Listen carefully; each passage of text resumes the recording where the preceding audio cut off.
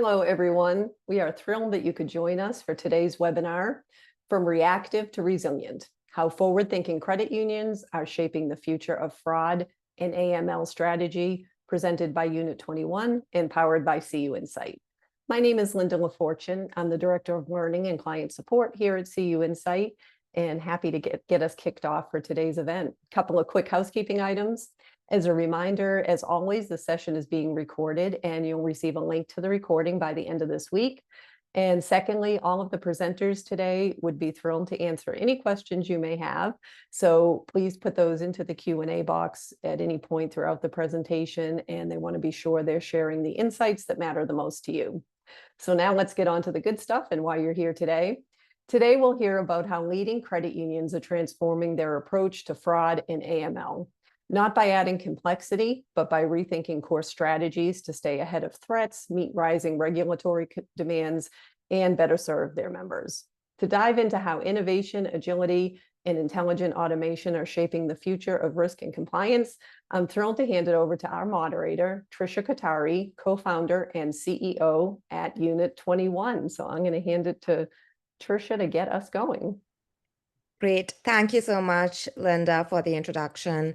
Firstly, for everyone, wonderful to have you join our webinar. Really excited to be having this conversation around how the most forward-thinking credit unions are thinking about the future of fraud and AML.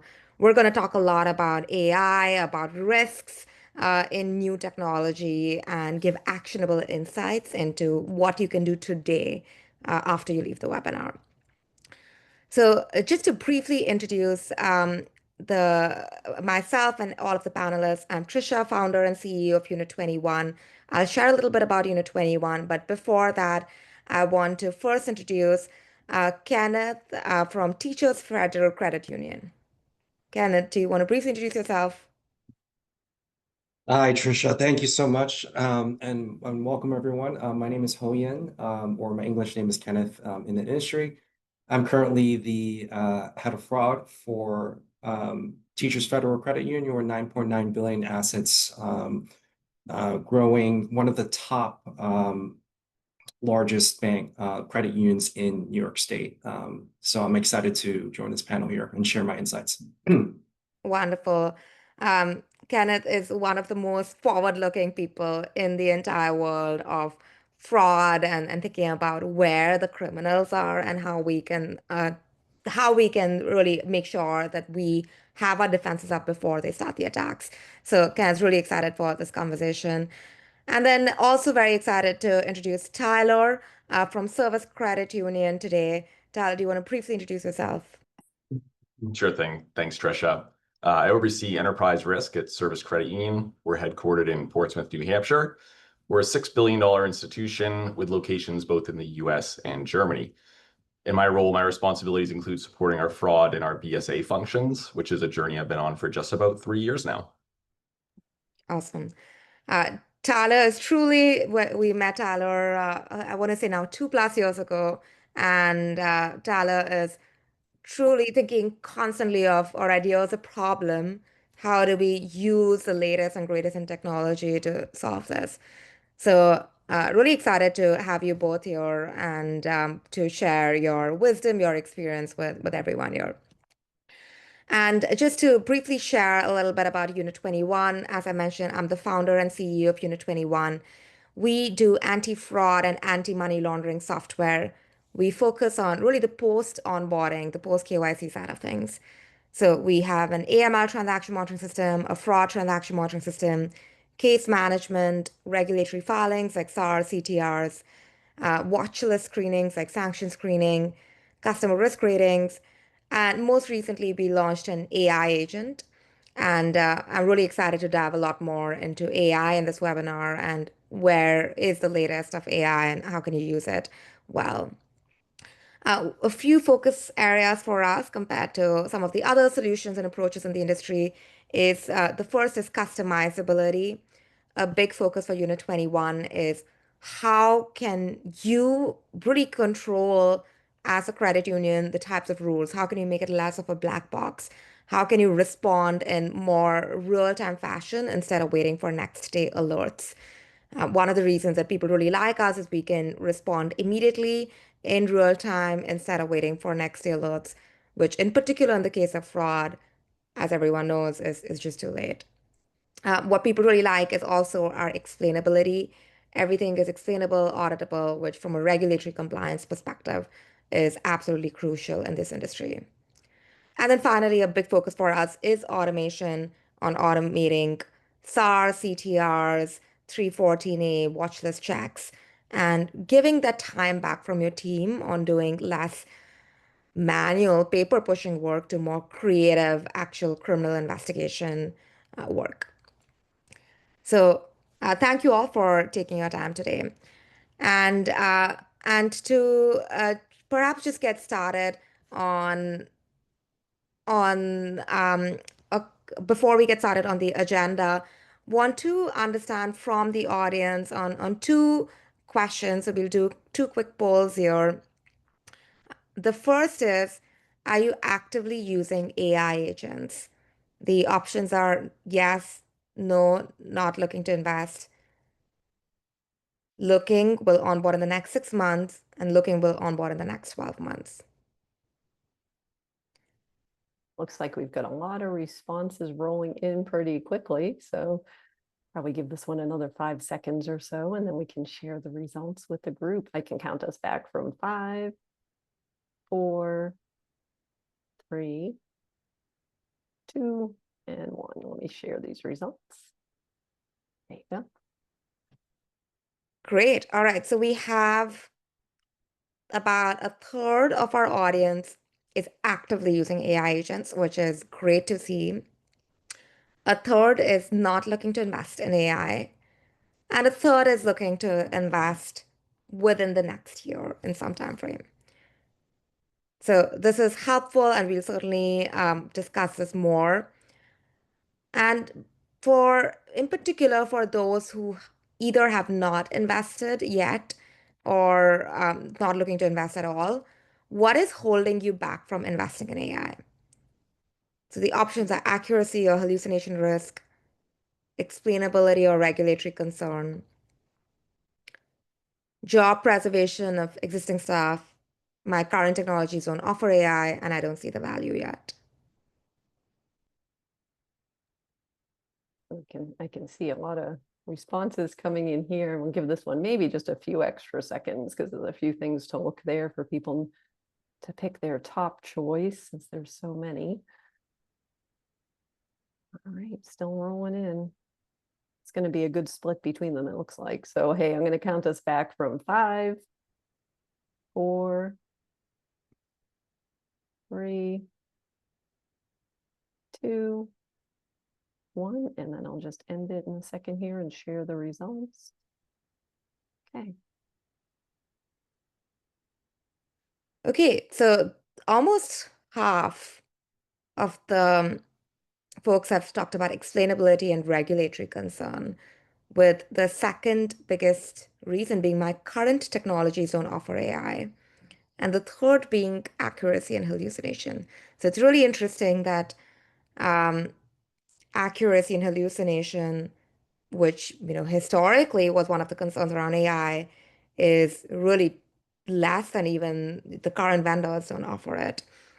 And then of course we have some folks who mentioned that they don't see the value yet, and job preservation.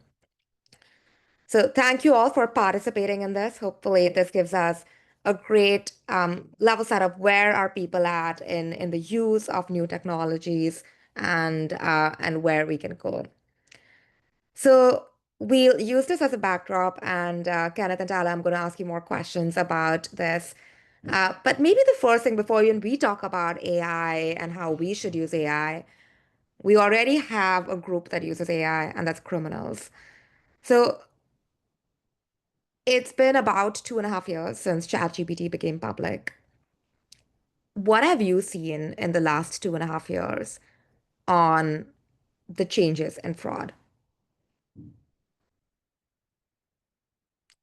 Kenneth, do you want to first go? I can take this one. So thank you.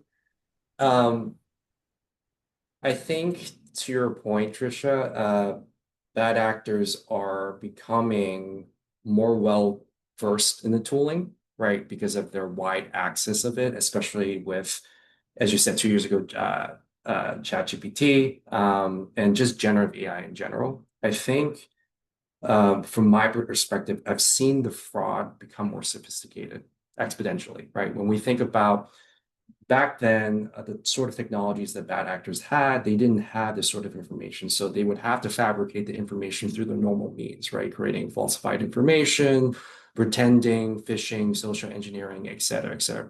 Now the bad actors have access to this technology where it can mimic almost real communication, real emails, mimic voices, deepfakes, AI, everything that you can imagine is at their disposal, which becomes challenging from a risk management perspective, right? And when we think about how we detect and how fraud practitioners in the space also need to be equally well versed in these technologies and being able to combat it.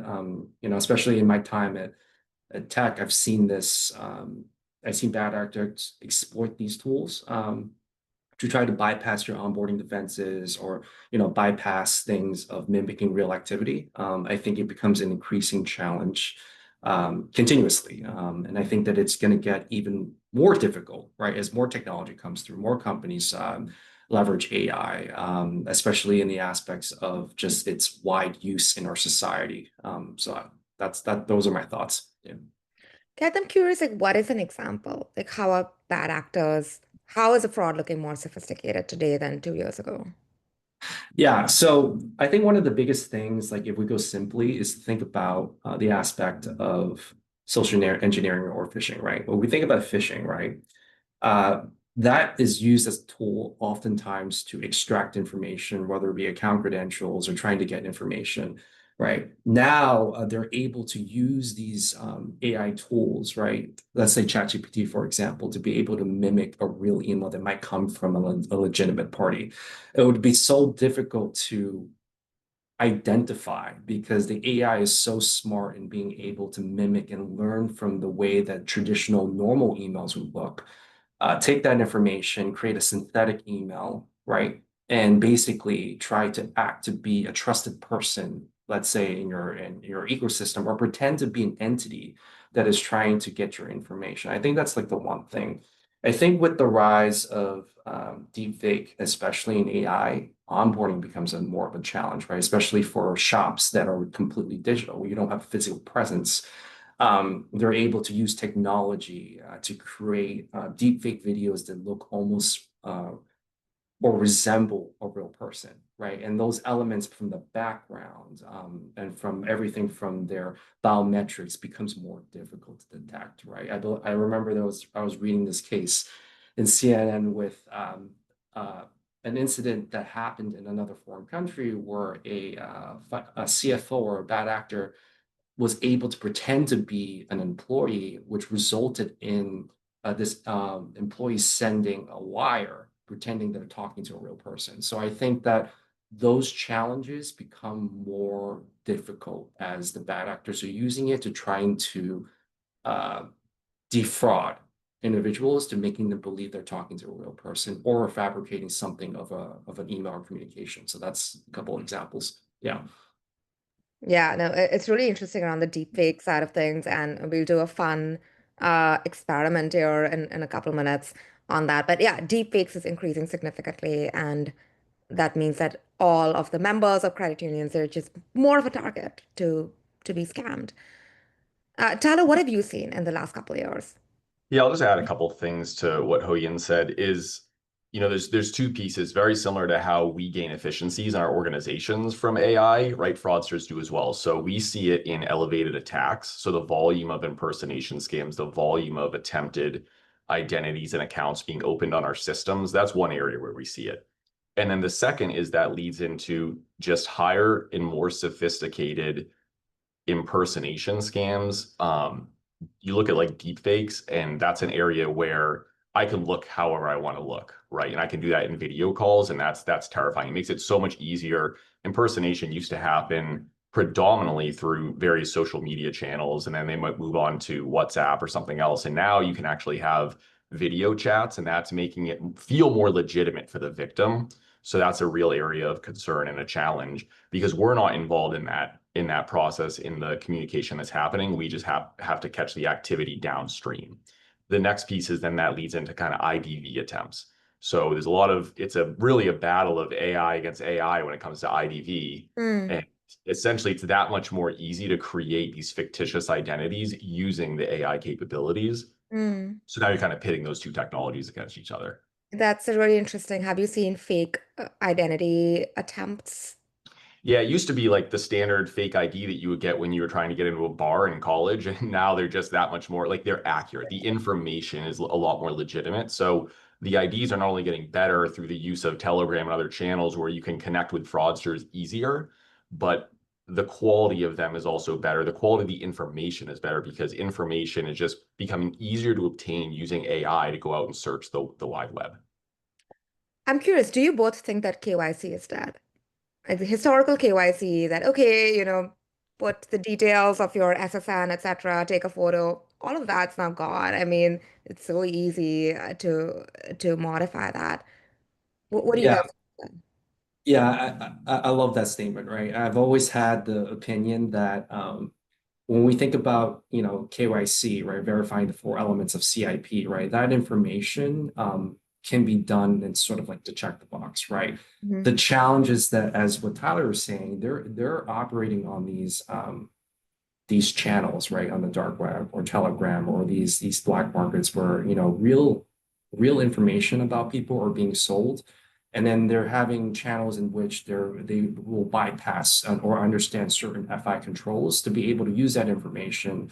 And so I always would say you can easily get through KYC, but the real crux of what fraud practitioners will do is to know that truth, that you can get through KYC, but having robust tools, as Tyler said, IDV, biometrics, liveliness, being able to tell, right, if that identity is synthetic in nature, or if it's, combined with real or fake information, or that liveliness is really a true person. Because I think this challenge isn't going to go away given the digital nature of where our society is going and the emergence of just how the technology continues to expand. And I think it's always going to be there, KYC, but it becomes more of a challenge of not just only relying on that, but how do we identify the real versus the fake when you're thinking about growth and scale for any given credit union. So. Yeah, I'd agree with everything he said. I mean, really, KYC is a digital identity at this point doesn't hold a lot of weight. It really is, you need to be looking at the holistic identity, and that's from the time that they engage, that any consumer engages with you through the entire relationship. Like, it's no longer this one pit stop of KYC requirement.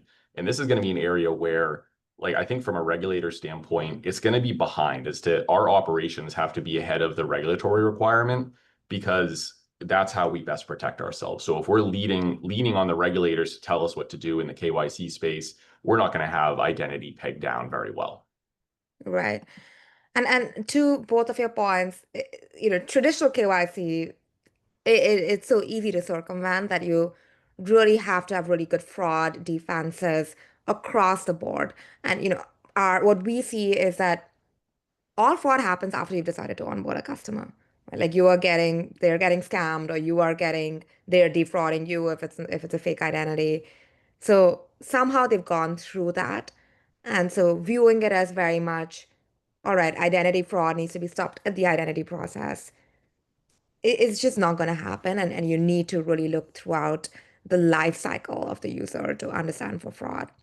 Tyler, I'd love to understand more on the impersonation scams. How widespread is this? How are you identifying that this is happening? Are your members coming to you and talking to you about this? Yeah, it's tough. You hear about them it's usually conversations with our members. There's also some, we've had instances, there was an instance last year where we have online account opening, and, like many people do, and we tried to reduce some barriers and reduce friction there.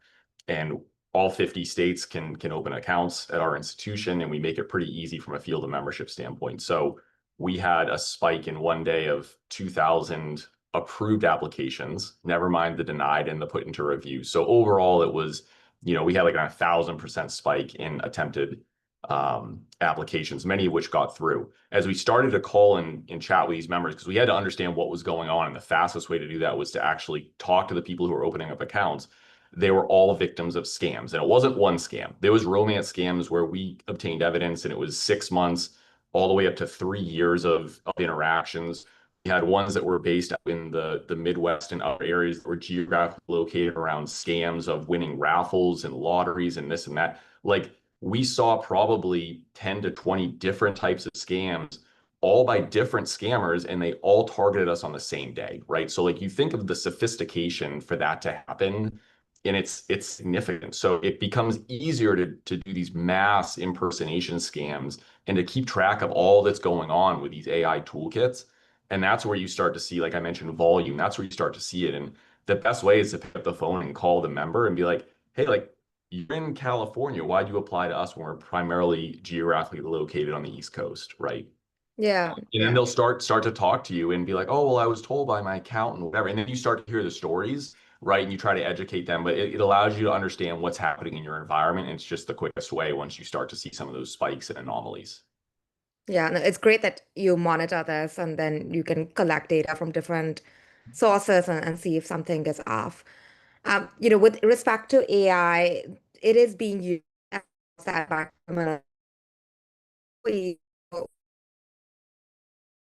it is quick. You want me to say today at the webinar? Yeah, I would go with the classic, which is I'm going to mail you a cashier's check in your name. Just go ahead and deposit it. Yeah, I would agree with Tyler. I think that's good. All right. Let me generate this. So what I'm doing in the background is I'm not going to be saying this, right? This is the first time I'm hearing them both ask me to say this. So I'm not going to be saying I'm this. going to mail you a cashier. I'm going to Right. mail you a cashier. But I got AI to do this. So let's hear this. I'm going to mail you a cashier's check in your name and go ahead and deposit it. So I think this is like 80% sounding like me. Maybe so I can recognize that, all right, this is not 100%, but if this is high, if there's a voice note with this sent to my parents, then and it's something like this or of high urgency, I think they would just send that money. And it's just amazing that this took me 10 seconds of audio this morning when I had a toddler screaming in the background, so it wasn't even perfect audio. And this was able to generate something that obviously I haven't said. So it really is like this technology is accessible. This is accessible to everyone. How much ever companies try to safeguard the AI, I mean, fraudsters will find some way to use it. And so I think it's really important to recognize that this technology is here today and people are using it against the community. So shifting gears, all right, we know that criminals are using AI. How do you think about incorporating AI? Do you have any plans for incorporating AI in the next 6 months to a year?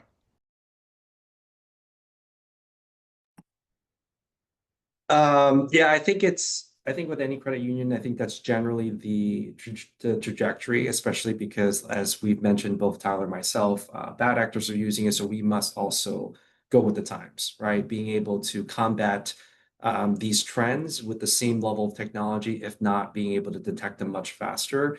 I think certainly in general, from my experience, being able to combat it really involves having rich data that is labeled correctly and being able to understand the features of that data and understanding, let's say in the context of a credit union, how that data from a member perspective can be leveraged towards modeling, can be leveraged towards understanding behavior, right? Behavior in the sense of, as we mentioned before, we're not just looking at one point in time of a given individual or a given member, where we're looking at holistically everything from when they're being onboarded, to the way that they're using the device, to the way that they're transacting, to the way that they're generally behaving, and being able to take that metadata and to feed it into an input that learns, right, but also adapts. The challenge, I think, oftentimes with building such a model, right, is again the integrity of that data and being able to have the strong labeling to do that. Otherwise, it becomes an increasingly biased model. And I think that if our society and us, especially as fraud practitioners, need to combat these folks, I would imagine there would be technologies and vendors that would help us fight in this space, right? Because we can't do it with just pure manual review. There's absolutely no way. Otherwise, they're just going to bypass our defenses. So I think that's, in general, I think that's the natural trajectory that credit unions will go. Yeah. Yeah, no, I definitely appreciate you sharing just the importance of good data and having that data to be able to decision across the life cycle of the user. Tyler, curious how are you thinking about incorporating AI?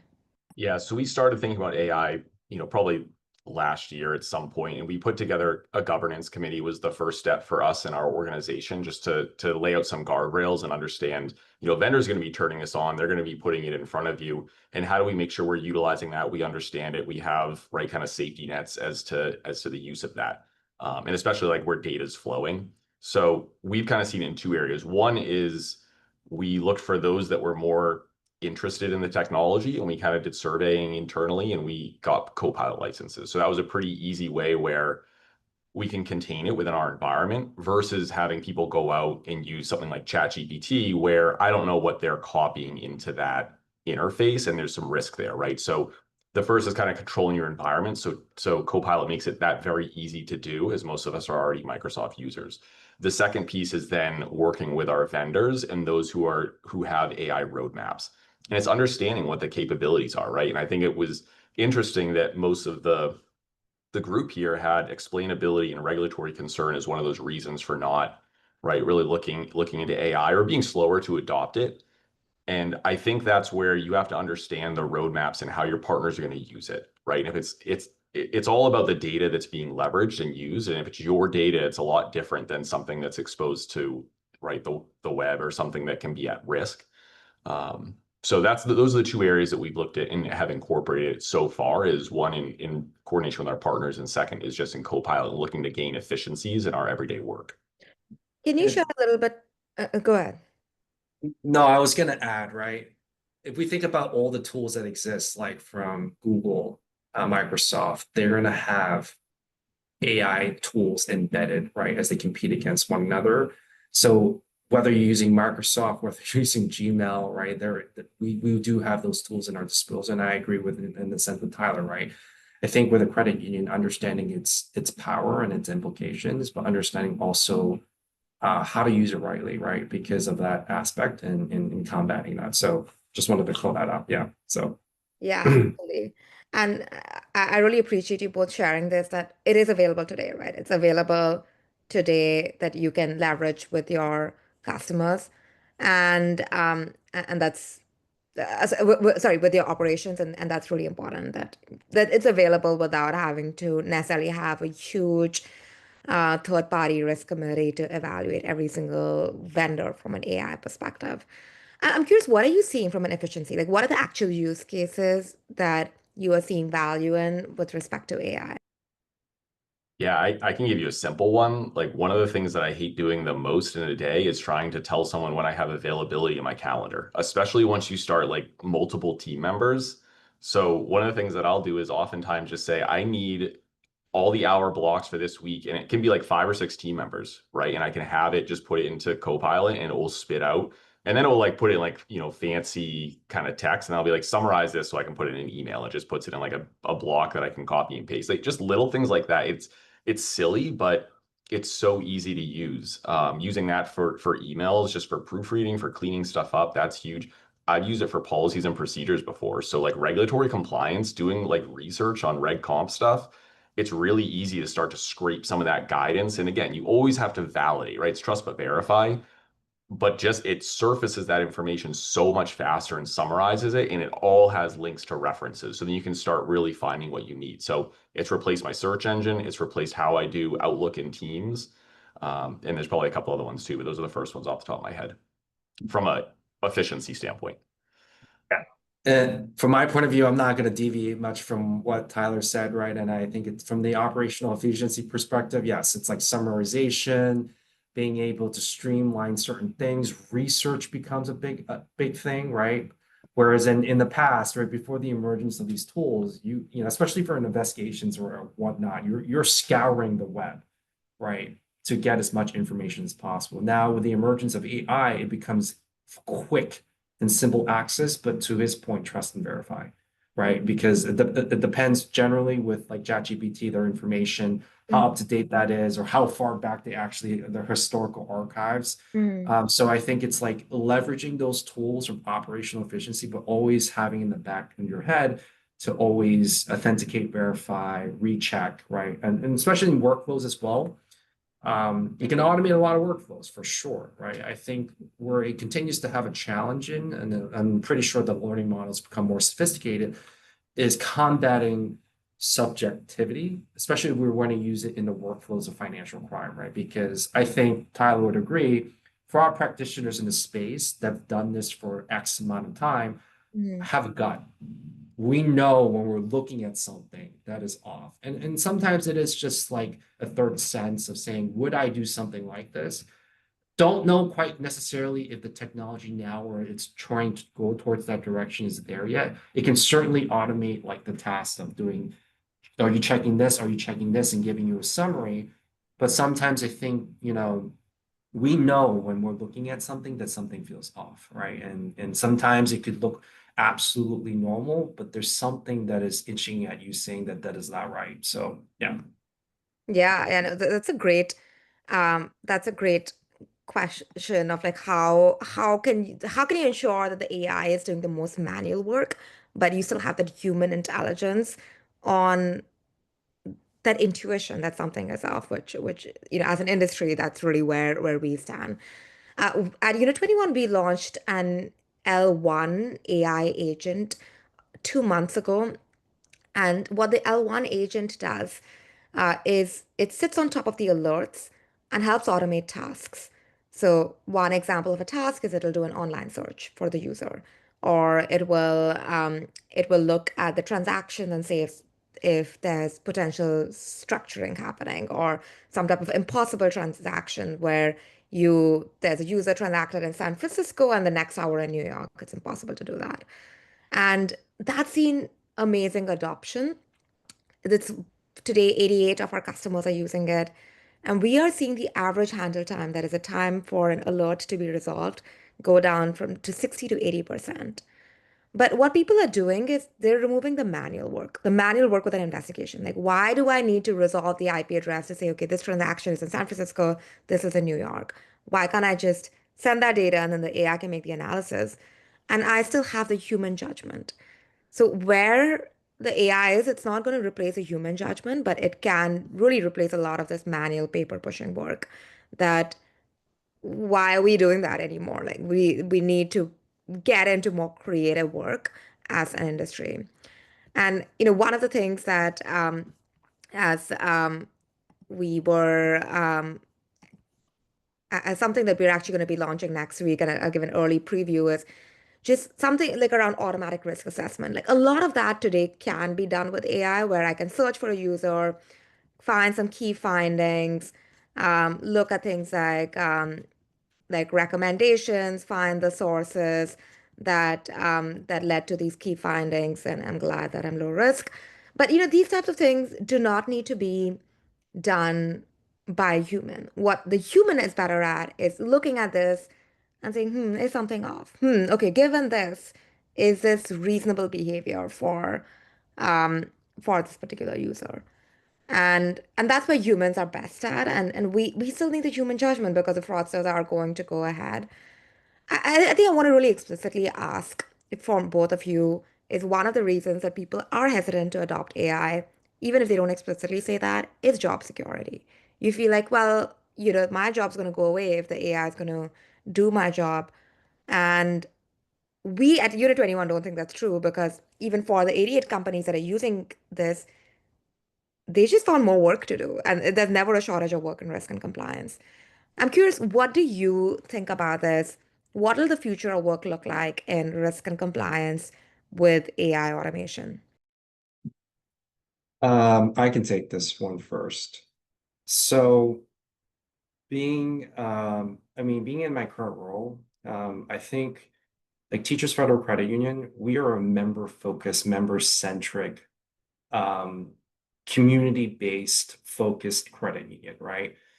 It's ties in terms of how we serve the community as a credit union, but also from the way that our employees are, is always going to be the focal point of making sure that we are able to service, our members, protect our members, and be able to provide the best products and services, to increase our financial literacy, right?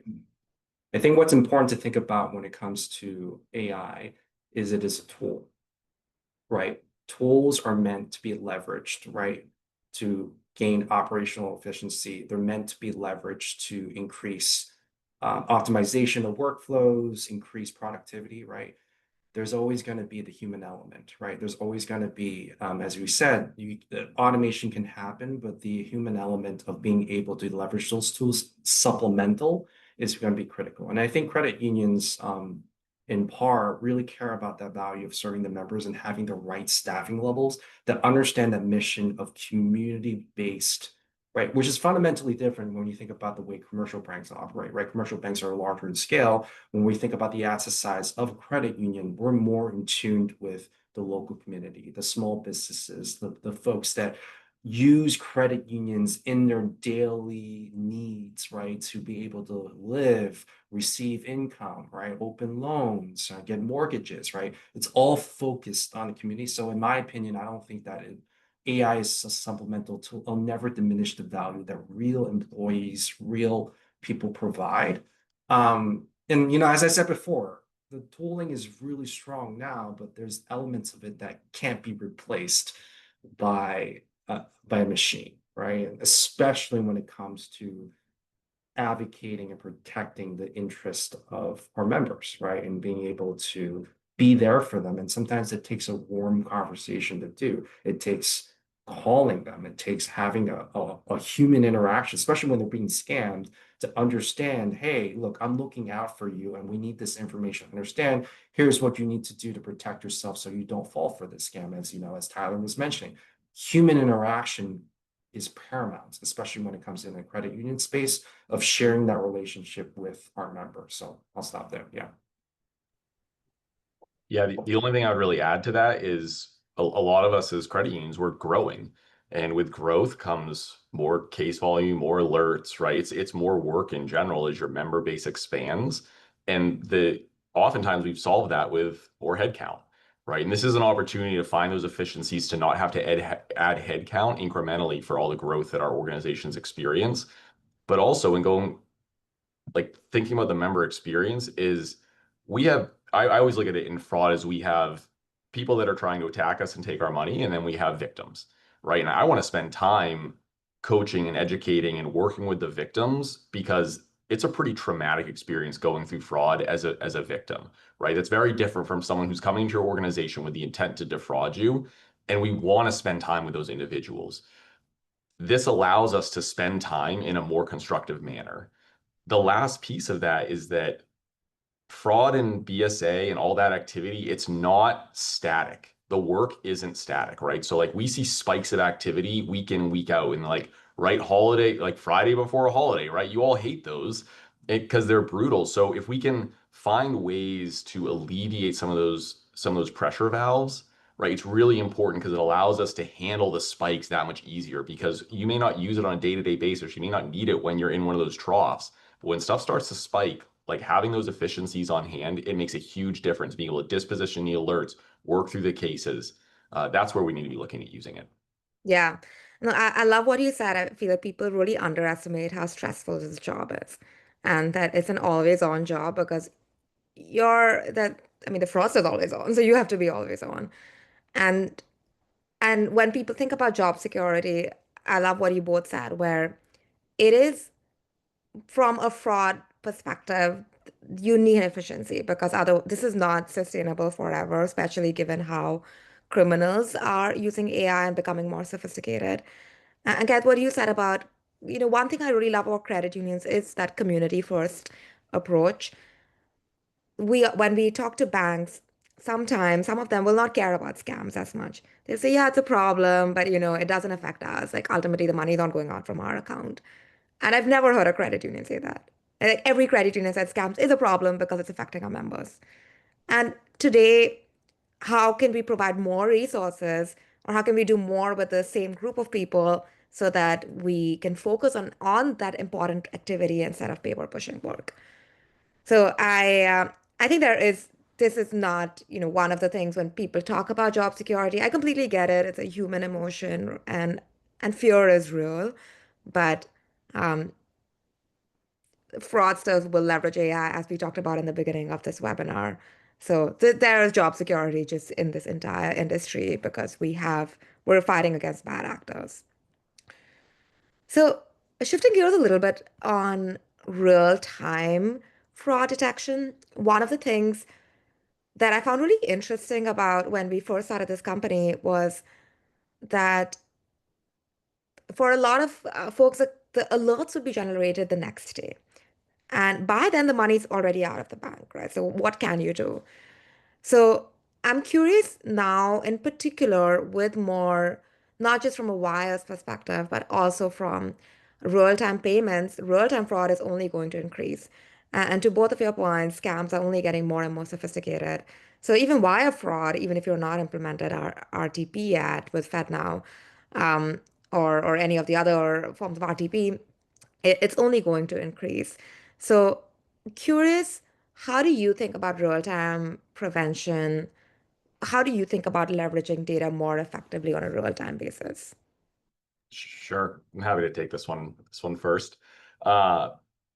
I think that our industry is changing drastically when it comes to payments. And we've talked a lot about this internally. And traditionally, you think of ACH channels, you think of wires, all the traditional payment methods. Monday through Friday is really when those rails are active. So you're protected nights and weekends for the most part, right? There's some anomalies to that. But when we started hearing and thinking about FedNow and anticipating that it would pick up faster than the RTP networks did, it really was, how are we getting alerts that are more timely? And for us, one of the requirements was payment interdiction for real time before we stood up FedNow Send, right? So the ability to say, hey, we're risk scoring this payment and before it ever goes, because the reclamation of that versus ACH is a totally different ballgame.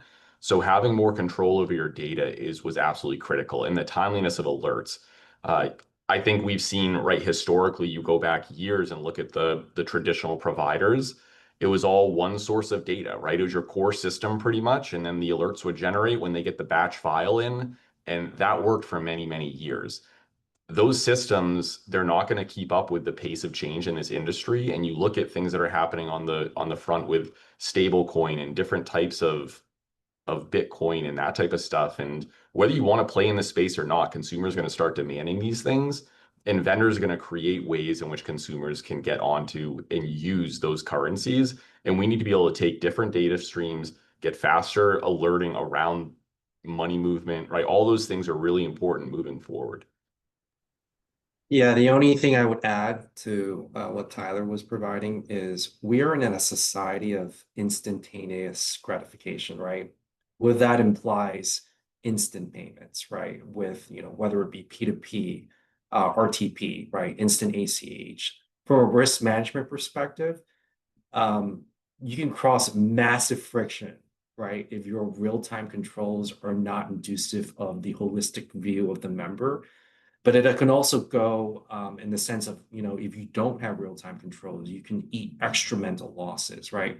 We think about the traditional means of where transaction monitoring and Tyler beautifully said it, right? Oftentimes it's always a batch. It's always going to be a day in terms of monitoring. I think the challenge is being able to build such a system that detects real time and has a high accuracy and precision in doing so, right? When we think about the mission of credit unions, these are your, mom and pops. These are the folks that are transacting on their liveliness, right? And so being able to stop the losses, which, fundamentally credit unions, we want to mitigate the losses, but we also want to balance friction, becomes a challenge. I think for me, I'm always for real time. I'm always for using a data-centric approach to understanding how we can leverage certain elements of a member, right, to understand their behavior, to be able to detect anomalies. It's a lot easier said if I'm saying it like this, but putting it into practice, which I've done in my experience, is very difficult. Again, it goes to the issue of how the data is being ingested within your ecosystem. But I think any institution that gets that point will do beautifully, right? Because you're able to predict and understand the behavior and be able to predict threats before it even happens. And I think when we think about the FRAM approach that most places operate, fraud is always at the door. You want to stop it before the losses. And then the ML part with the AML part is the post monitoring, right? But they're always cohesive, right? They're always together because one leads to the other, right?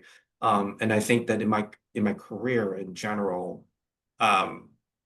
especially when it comes to wires, rapid movement and being able to stop that immediately becomes more and more important thing. And as these payment rails continue to become faster and faster, again, fraud practitioners need to get with the times. They need to understand how to say not no, but how do you navigate the risk of understanding those new payment rails, and how do you employ controls to actually mitigate some of the risks that are associated with just instantaneous funding on a given member or a given customer account. So, yeah. Yeah.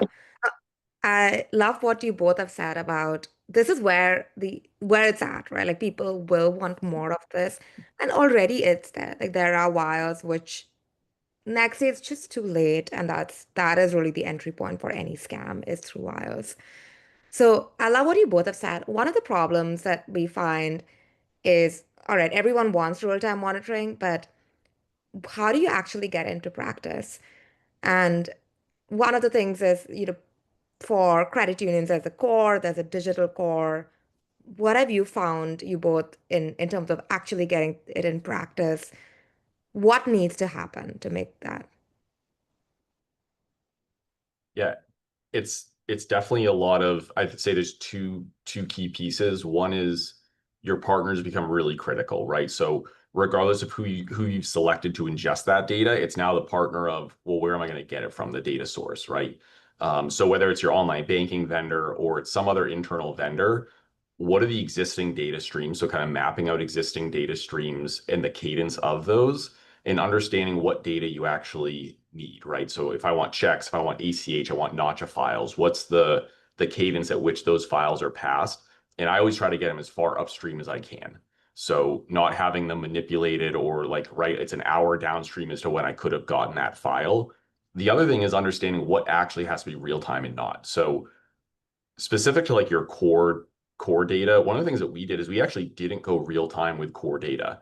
We went in 20-minute batches because technologically it was easier for us to accomplish and it took a lot of load off of our core. We could have done it both ways, but we realized that we didn't gain a lot by getting real time on our core. Now, what we needed real time in is like our online banking platform, right? So it's learning what you actually need and kind of outlining those business requirements and kind of working from there is my best recommendation on analyzing data sources and really starting to bring it in-house. Mm-hmm. Kenneth, you're on mute. The only thing I would add is I 100% agree with Tyler is centralization. Okay, when we think about data, right? And I think in general, credit unions are going to operate with several silos of vendors, several systems that sit from here to here, right? But be able to ingest that data and to make sense of it into one centralized system that can understand its patterns. I think that's going to become important. So that's the only other thing I would add to what Tyler just said. So yeah. Yeah, absolutely. And I love what you both have talked about with respect to having the data firstly centralized, mapped, and then making sure, okay, what do you need in real time? What do you need in same day, for example, for wires, and what can you be okay with next day? And just make that happen so that if once you know that, you can really focus on the streams that you need in sub-second latency and the streams that you need in the same day, for example, with wires, and that you're okay with on the next day side, and for example, with AML. So we spoke about a bunch of different things. We spoke about AI, about how fraudsters and criminals are leveraging AI. We spoke about how you can implement AI, the use cases, the risks, and then we of course spoke about real time and how to make sure that we're getting ahead of these scams. What is an actionable takeaway that folks in this audience should do today after the webinar? I can go first for this. Be aware. I think knowledge is key, but taking that knowledge and being able to apply it with your shops or your risk appetite of your institution. I think the second thing is understanding that these trends will only continue. And so you have to know these bad actors, you have to do research, you have to understand the emerging threats, and be able to digest those emerging threats within your applicable context and employ right-sized controls. It's not a one-size-fits-all, unfortunately, in this industry. I could say that, in general, while credit unions have the member focus, right? Each shop of a credit union has a different risk appetite, depending on its geolocation, demographic, products, and services. And three, understand the tools that these bad actors are using it. Try it for yourself and see how fast, just like as we did in this webinar, right? And I would say be open, right? I think FIs in general will have to traditionally change the way that we mitigate risk. It's no longer, as Tyler and I has mentioned, we can't no longer just rely on manual review. We need external intelligence. We need a combination of tooling, AI. We need a combination of data. We need a combination of understanding that you can't stop it at the door, but you have to have a life cycle from the rails at the front to the rails in transaction monitoring. It becomes a dynamic problem. It's not static, and there's seasonality in fraud. There's fluctuations of it. That there's certain peaks in the year and there's certain downtimes, of being able to understand and prepare for those times is what I would share with the audience here. So, yeah. Yeah, I think the best advice I can give is demystify it. And in order to do that, I would give two recommendations. So one, everyone's probably on a different journey with AI, but if you haven't used even like ChatGPT, start there, right? So like go onto ChatGPT and pick a scenario, right? Like pick a hypothetical of like, I want to write a member right, pretend it's like a credit card dispute. And don't use any data, right? But have it start generating letters for you and give it like a couple tests, just so you can see and start to understand what the power is there. The next piece, though, is then I would say come up with a plan to use it in one area. So look at who you have for vendors, right? Whether it's you're based on Google or Microsoft and they have Copilot or something available, or one of your other vendors has it available. Go back to ChatGPT and have it write you a governance policy, right? As an example. Start to like use it and understand and see what it pulls up and what it generates. There's no wrong way to do it. And then internally, I would enable one of those technologies, and I'll give everyone kind of a basic use case is take, as long as you isolate where it's getting data from, and Copilot does this pretty well, you can take a policy set and basically put a policy set into a contained file and then ask it questions, right? You can do the same type of thing if you want to use ChatGPT to ask it questions on regs, right? So sometimes the data can be somewhat outdated. It's not, depending on the GPT model you're using, it won't be using like today's most current data. But the good thing about regs is they don't change very often. So start to do some research there and start to just test it and use it. That's I think the two best piece of advice I can give for using it. Thank you both. The big takeaway for me is educate yourself, whether it is education through learning, and it's great that you're even in this webinar, as well as ensure that you actually leverage and use it so you get a feel of the technology. All right, we have a couple audience questions. I don't know if you'll be able to get through all of them, but maybe let's start with the first that I think will be helpful is what compliance guardrails or intelligence is in place for this technology. And I think this was asked when I was showcasing the AI. You can you can, ask it to find information. I can share a little bit, but would love to get both of your thoughts on how do you think about risk and explainability? So as I mentioned, we launched this AI agent 2 months ago. It's been used to review 7,000 alerts so far, and we've not had a single escalation for hallucination. So if a vendor comes to you, firstly, I was really shocked that 20% of the vendors are not providing any AI. And if that's the case, then maybe it's worthwhile to rethink that. Are you working with someone who is really at the forefront of technology that you need to combat fraud? But if the vendor is saying, well, it's not going to be always accurate, and it's true that it may not always be accurate, but it needs to be at least a human level accuracy, because otherwise, why will it go through any type of regulatory green light? And so it's really important to showcase that you you are doing QA QC on the outcome of the AI, and that it's at least better than a human, if not accurate 100% of the times. So that's one thing that we found. And there are a lot of different ways that we have got it to be this accurate, which includes training the models and really tuning it for specific types of typologies. But that can be another whole webinar, so I won't dive into it. What do you both think? What is one way to ensure that, the biggest concern around explainability is and regulatory approval is something that people don't have to think about?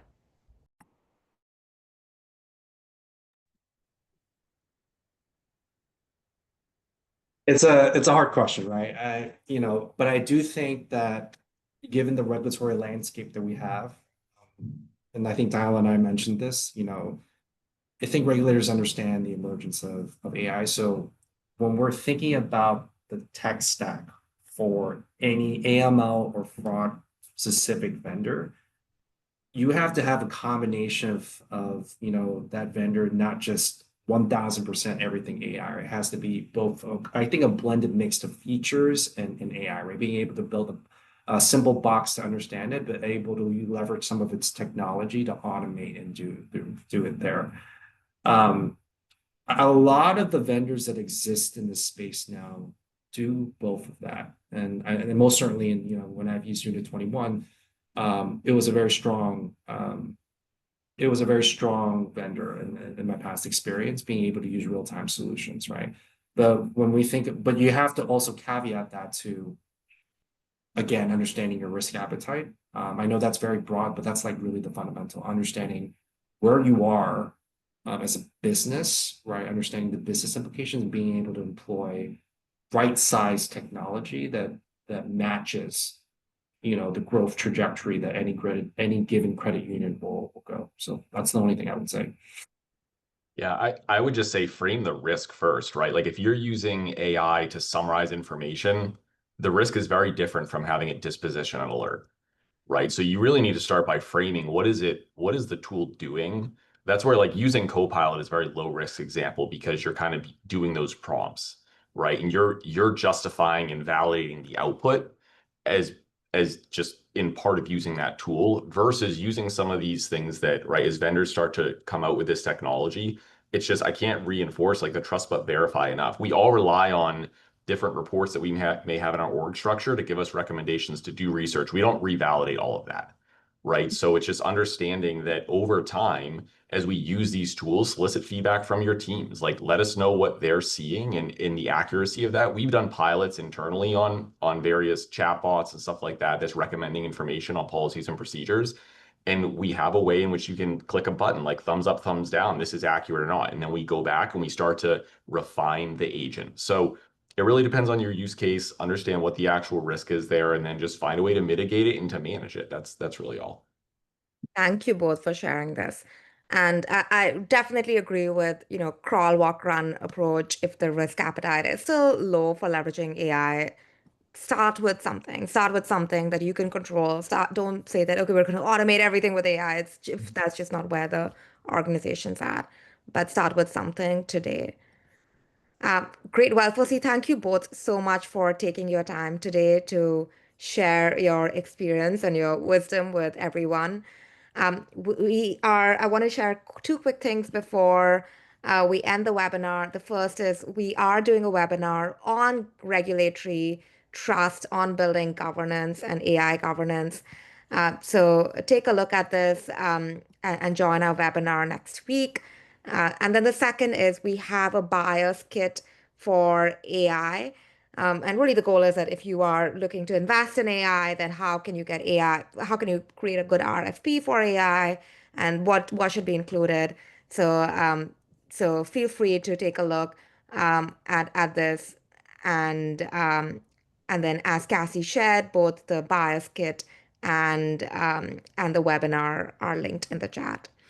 So I want to finally say thank you so much, both Kenneth and Tyler, for your time, for your wisdom.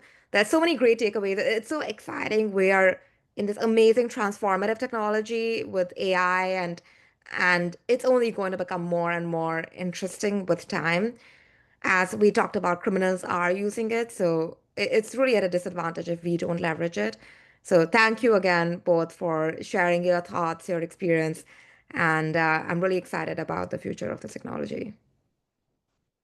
Well, thank you all so much. And thank you to Unit 21, to all of the speakers, and certainly to all of you for joining us today. That concludes this webinar, From Reactive to Resilient, How Forward-Thinking Credit Unions Are Shaping the Future of Fraud and AML Strategy, presented by Unit 21. You'll all receive a link to this recording by the end of the week, and we wish everyone a fantastic rest of your day.